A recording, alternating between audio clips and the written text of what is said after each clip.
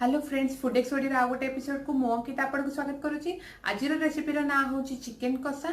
Chicken कषा शुणला बेलू आपको लगुव यहाँ तो नॉर्मल रेसिपी, अंकिता कौन स्पेशल बनाऊँ, बट आज रेसिपीटा आम पूरा भोजी भली बनवा। भोजी जमी पिलादिन आम बणभोजी जाऊे से मसला को कुटिकी छेचिकी आम बनाऊे सेमती आज रेसिपीटा आम बनवा। और यार टेस्ट बहुत ही यमी। तो चलते देखी ना ये आवश्यक सामग्री।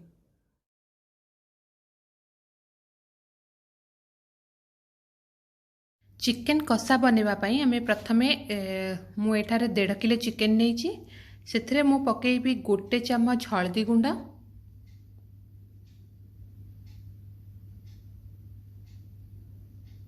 ता सहित पकेबी स्वाद अनुसार लुण पाखापाखि 1 चामच। एबे सबु जिनस को आम भल भाव गोलई दबा जमती कि चिकेन हल्दी लुण भल भाव मिक्स हो। मिक्स हो गला परे आम या साइड रे अध घंटा छाड़ीदबा।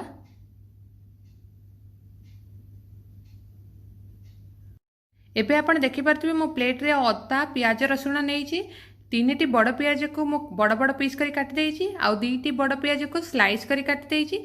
ता सहित रसुण को मु किछि चोपा छड़ाइछि आउ किछि चोपा रखिछि आउ अदा नैछि। एबे जो बड़ बड़ पियाज को आम काटिकी रखितले आउ अदा रसुण को मु गोटे हेमदस्ता पुआरे कुटी देइछि।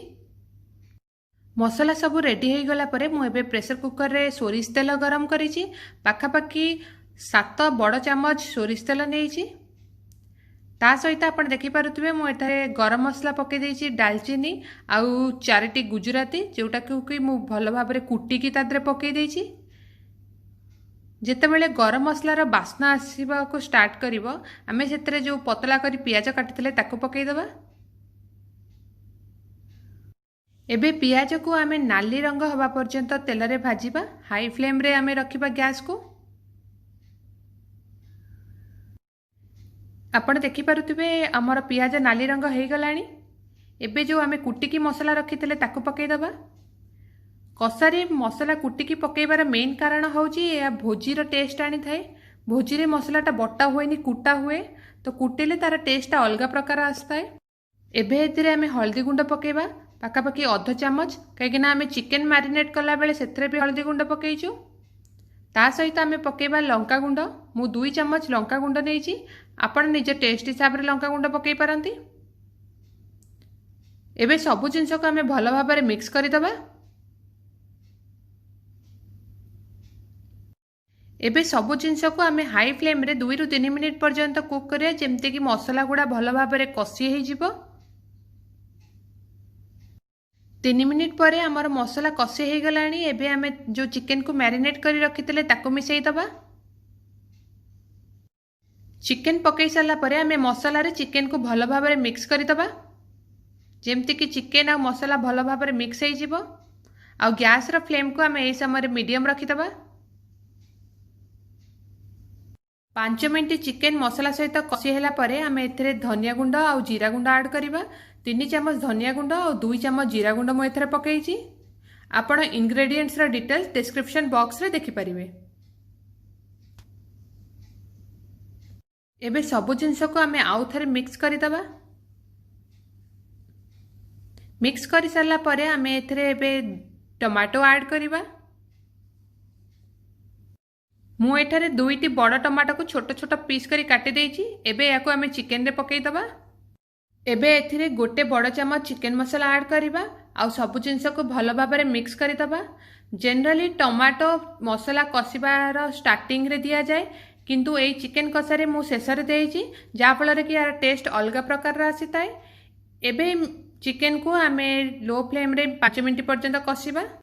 टमाटो ऐड करिवार 5 मिनट हो गलानी। लो फ्लेम रे मु आको कुक करूथली। एबे एथिरे आमे अध ग्लास पानी देई देबा।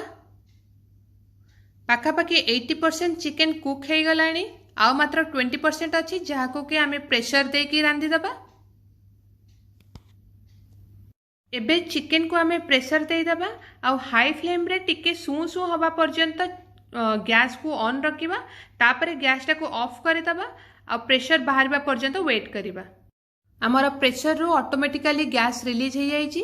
एबे एको ढांकुणी खोलिके आमे देखिबा हमर कषा रेडी हैला ना नाही। आपण देखि पारुथिबे पूरा तेल लेयर चिकेन रू अलग हो जाइए बहुत ही यमी देखा होची और चिकेन भी बहुत भल भाव में रांधि जाइए। बर्तमान यही तरकारीटा एवं गरम अच्छी से आपको टे झोल पतला देखा जाउथिबो आ ठंडा हो गले टिके ठंडा हो गले या पुणी बहलिया हो एबे एथिरे आमे धनिया पत्र ऐड करिबा आकु आमे डिश आउट करिबा।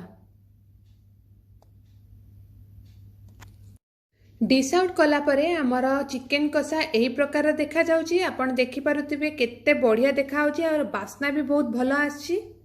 मु एटरू गोटे बाइट चाखी सारी टेस्ट बहुत ही बढ़िया आसी। आपण खाइला बेले रसुण और अदार छोट छोट पीस आपण को चोबेकी आपण तार टेस्ट जानी परिबे भोजी भलिया टेस्ट आसी।